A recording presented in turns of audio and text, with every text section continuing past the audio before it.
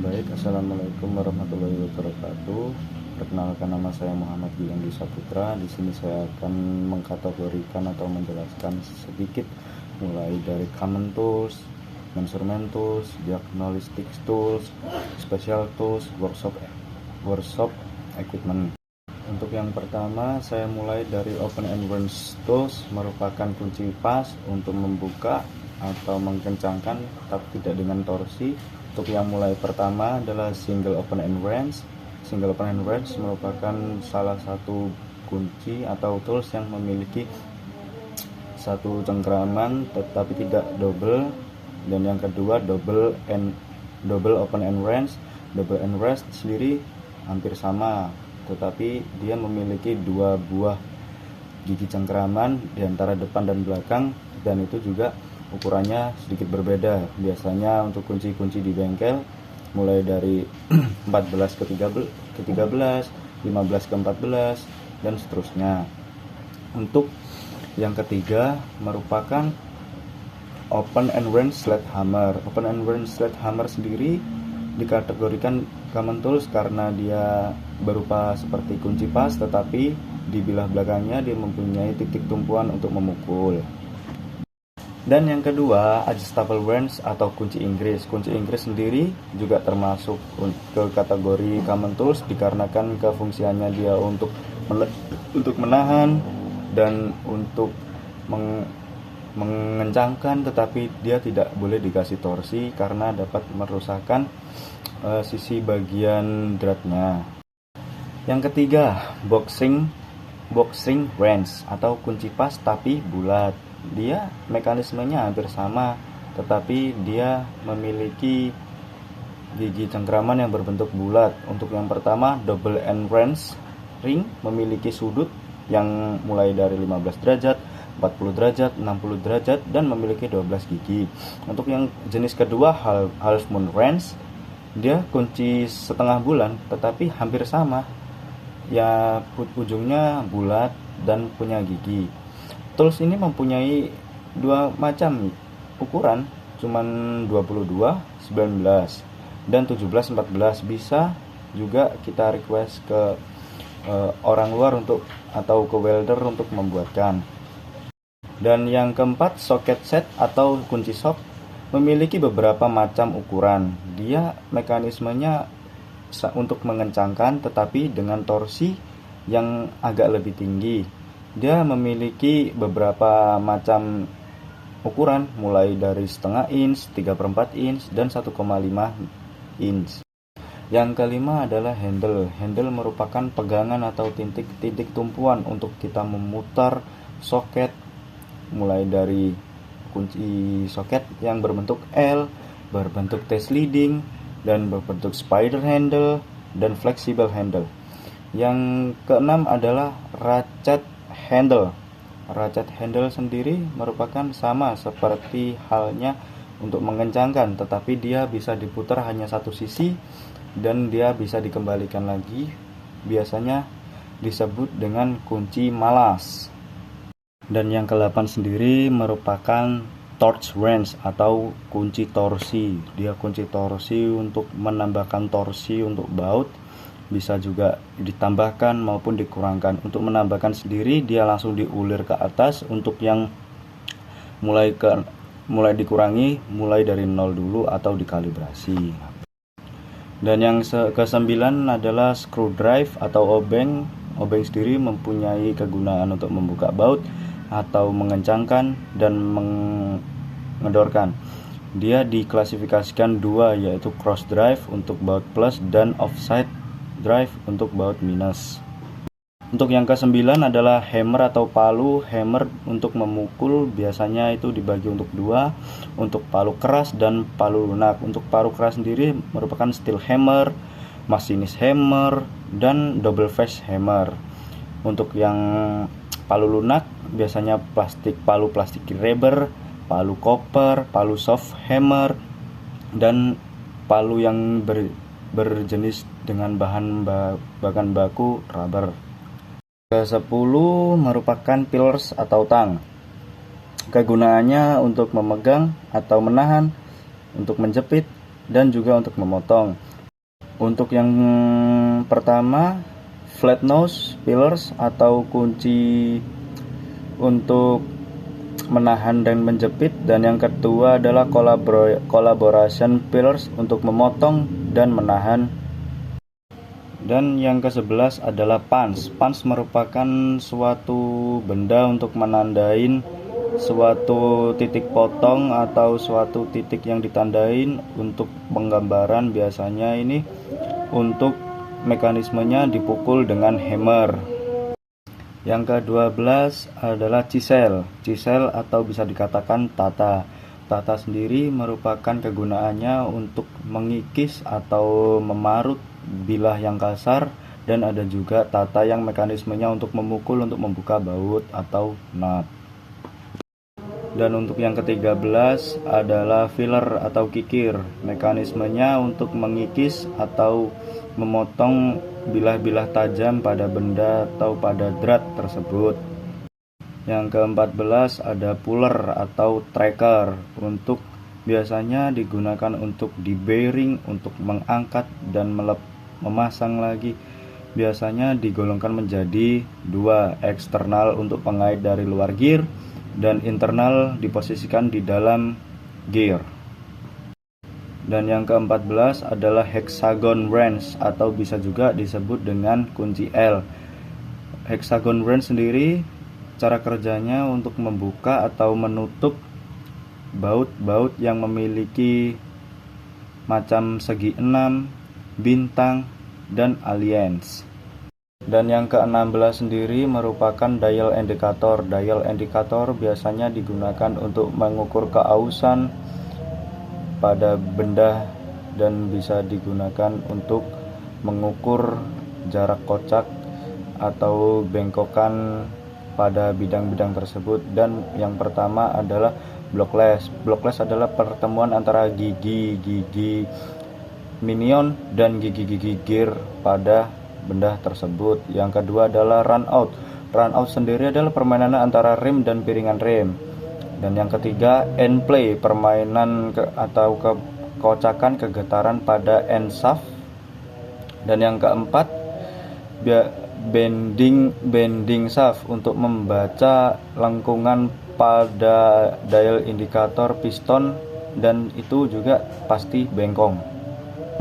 Dan yang ke-17 sendiri adalah micrometer. Micrometer biasanya alat yang digunakan adalah jangka sorong, yang biasanya untuk mengukur inside micrometer untuk kedalaman, offset micrometer untuk di bagian luar, dan depth micrometer untuk kedalaman pada benda tersebut. Dan ke yang 18, ruler atau bisa dikatakan penggaris, biasanya untuk mengukur panjang dan lebar suatu benda atau suatu komponen. Dan yang ke-19 hampir Dover seal atau meteran. Kegunaannya hampir sama seperti ruler, tetapi dia untuk mengukur yang lebih panjang.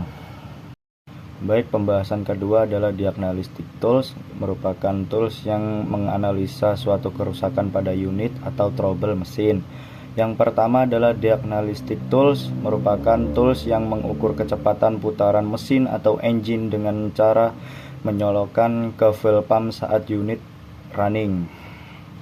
Dan yang kedua adalah pressure gauge untuk mengukur tekanan solar atau fuel dalam oil pump dengan satuan kPa, mPa, dan Pascal. Yang ketiga adalah termometer untuk mengukur suhu temperatur mesin atau unit langsung ditembakkan ke sensor muffler. Dan yang keempat adalah flexible sensor.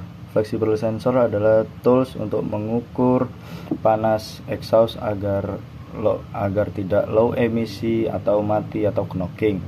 Biasanya caranya untuk menggunakan flexible sensor langsung tembakan langsung colok ke turbocharger. Dan yang kelima, multitestor atau biasanya juga digunakan untuk pada saat mengecek tegangan arus listrik dengan satuan DC dan AC. lalu akan ditampilkan beberapa hambatan pada alat tersebut.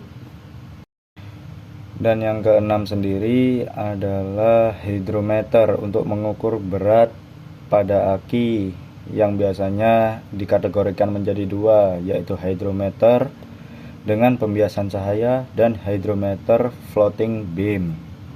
Dan yang ketujuh adalah Blobby Checker. Tools ini merupakan alat untuk memeriksa pada ruang crankcase di antara camshaft di sisi engine. Pengukuran menggunakan camshaft pada saat unit Higlite pada RPM 1400. Dan yang ke-8 adalah Oil Leak Checker. Oil Leak Checker adalah tools yang memeriksa kebocoran oli atau transmisi dan final drive atau track roller yang harus mendapat suplai udara atau suplai oksigen 2-3 kg. Dan yang ke-9 adalah compressor tester untuk memeriksa tekanan kompresi pada ruang bakar engine yang memiliki nozzle yang sesuai dengan adapter. Yang ke-10 adalah radiator cap tester.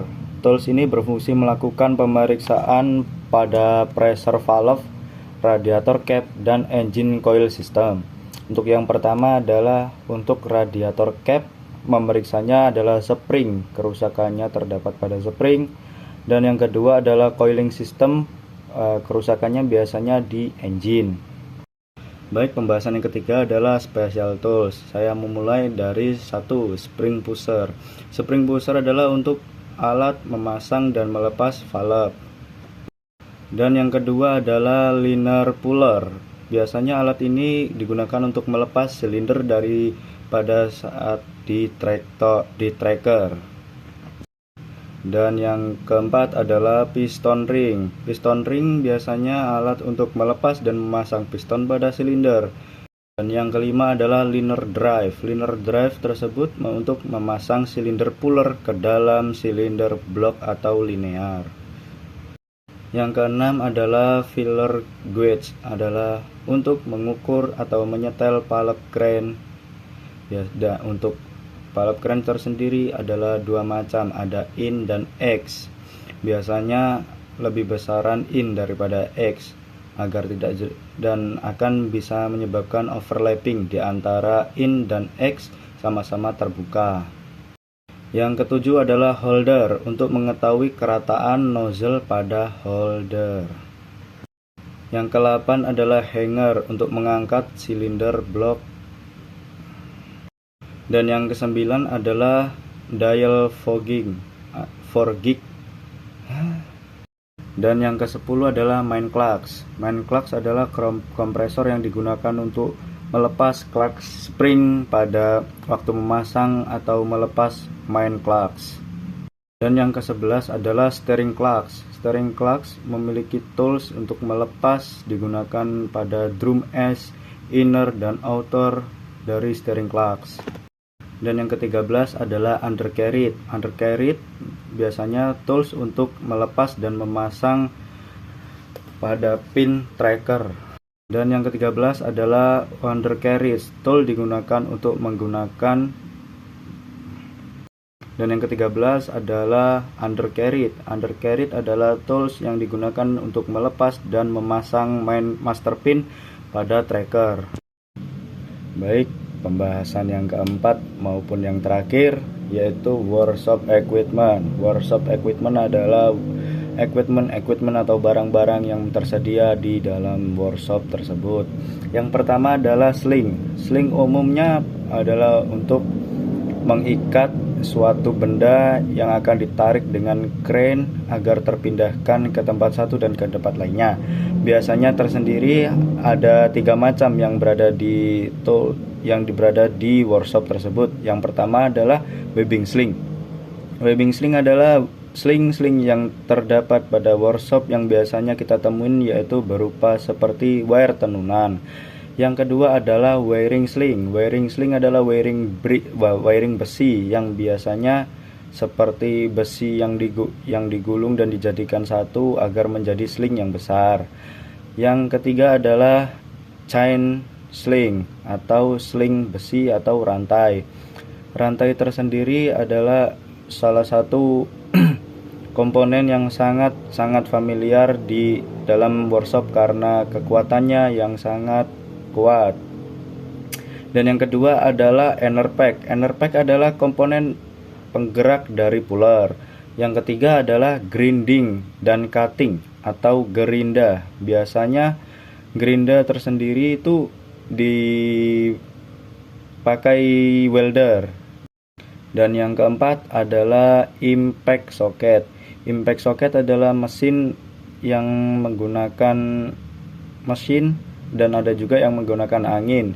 Dan ada soketnya. Soketnya terbagi 3 jenis, yaitu soket setengah, soket 3/4, dan soket 1,5 inch.